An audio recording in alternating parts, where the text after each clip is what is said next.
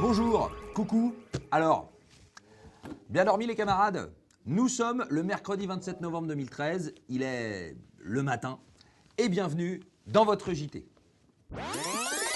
Vie du Congrès. La journée d'hier a été fortement marquée par l'intervention, certes longue, 2h06, mais nécessaire, de Gilbert Garel. Nombreux thèmes ont été développés et abordés au cours de ce rapport oral.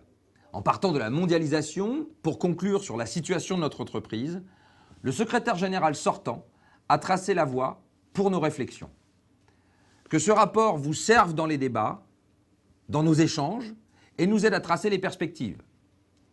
Comment allons-nous répondre dans la CGT aux enjeux de la période? Retrouvons deux camarades qui sont intervenus hier dans le cadre du débat qui a succédé au rapport introductif. Mathieu et Fred, c'est à vous. On est syndiqué, on fait comment après? On a une fédération qui amène tous les cheminots de toutes les compagnies, publiques et privées, à se battre, comme en 1920, contre cette réforme ferroviaire. Et pour dire, nous, notre horizon, c'est de revenir à une entreprise monopoliste au niveau du transport de voyageurs et de marchandises. Et on l'a vu au fret, la catastrophe que ça a été, l'ouverture à la concurrence. On parle de service public de la Société nationale du chemin de fer français, qui aujourd'hui n'a plus les moyens de faire le service public. Évidemment, dans le fret, c'est une réalité, mais même à l'équipement, on fait venir des sous-traitants et tout ça, mais qui bossent pour le groupe SNCF. Chez nous, on ne remplace pas les gens de l'équipement et ça fait Bretigny derrière. Donc il y a un sujet. Et je pense que si quelqu'un a la vocation de parler de ça aujourd'hui, c'est la CGT. Moi, je pars du principe que, y compris avant de parler de la réforme, il faut s'occuper des problèmes des salariés avec leurs problèmes spécifiques. Et je pense qu'aujourd'hui, la priorité pour la fédération, c'est peut-être changer aussi nos manières de faire. On ne rentre pas dans un bureau en ayant le prêt-à-penser CGT. On écoute d'abord ce que les salariés ont à nous dire et on fait avec ça. Deux approches complémentaires au service de la bataille des idées, et cela pour agir. Passons maintenant au temps fort de ce mercredi. Juste après ce JT, vous retrouverez l'intervention de Laurent Latouche, secrétaire de l'ONCF. À 11h15, un débat interactif sur le service public et nos états généraux. À 17h, le rapport de la commission des mandats et des votes. À 17h30, le rapport financier, suivi du rapport de la commission financière de contrôle. Et à l'issue de ce rapport... ils sont votés les uns après les autres ou tous d'un coup? Tous d'un coup. À l'issue de ces rapports, ils seront soumis au vote. À 18h45, le Conseil national se réunira dans cet auditorium.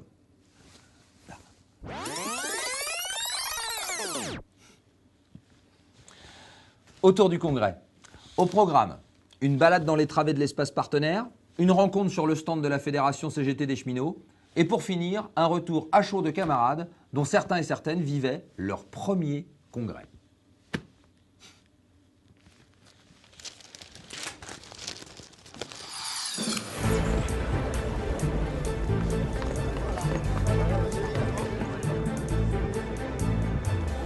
Bon, ça y est, aujourd'hui, on ouvre. Alors, on va retourner dans les stands. On y va.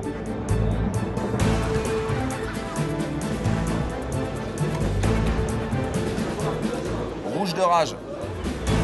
Ici sur le stand, qu'est-ce que les congressistes peuvent trouver?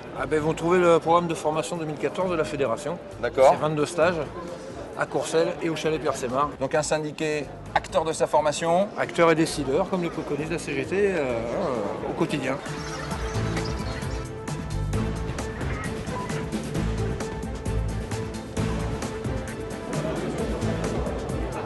Le bar. Voilà. C'est de l'eau, hein. C'est de l'eau, il n'y a pas de souci. C'est de l'eau du Pays Basque. Des produits régionaux. Et une fois que vous avez tout bu et tout mangé, rendez-vous chez Nutri-Conseil. Bonne allocution, Gilbert. Merci. Patience, Ouais. c'est longue. Ces reculs nous confortent dans la nécessité de poursuivre le combat car la Fédération des CGT des cheminots l'affirme aujourd'hui en l'état.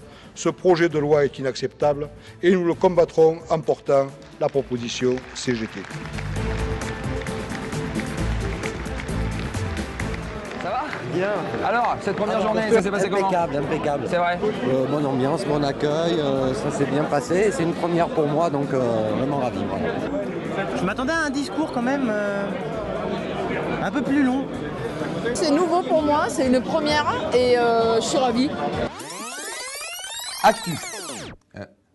Dis-moi Lou, tu peux mettre le sujet sur Michael Jackson? Michael Jackson et Paul McCartney. Say what you need. Autrement dit, dis ce dont tu as besoin. Je te dirai comment t'en passer, répondrait monsieur Gattaz, président du MEDEF. Alors que le vote de la réforme des retraites en deuxième lecture a eu lieu hier, mardi, à l'Assemblée nationale, la majorité des médias remet le couvert sur le financement des retraites, en faisant passer une nouvelle fois les fonctionnaires pour des privilégiés. Ils tentent de faire croire que les fonctionnaires et les services publics sont un poids insupportable pour la société. Pour la CGT, il s'agit bien d'un autre choix de société auquel nous sommes toutes et tous confrontés. Imposer d'autres conditions sociales pour répondre aux besoins avec un pouvoir d'achat décent, une protection sociale de haut niveau en lien avec des créations d'emplois. C'est ce que la CGT revendique. Nous sommes ici pour trouver les moyens de les faire aboutir. Et sur cette question, des services publics notamment, ferroviaires, tout le monde ne partage pas cette idéologie dominante qui souhaite rendre chaque pan de l'économie sociale et solidaire systématiquement rentable. Des citoyens et des usagers de la SNCF s'expriment sur le sujet. Écoutons-les. Dans le transport ferroviaire, à votre avis, le service public, c'est quoi? C'est l'accès au transport en commun pour tous, quels que soient nos revenus, l'écologie exactement. C'est de pouvoir se déplacer facilement dans notre pays sans avoir à payer une somme exorbitante. C'est d'être au service du citoyen, desservir aussi bien la campagne que les villes. Hein, d'accord. Voilà. Par exemple, d'avoir du monde dans les gares. Par exemple, ne pas tout automatiser. C'est des machines qui remplacent les hommes. Donc si on a un petit peu de responsabilité et qu'on est un homme politique, je pense que c'est quand même quelque chose qu'il faut prendre un peu au sérieux.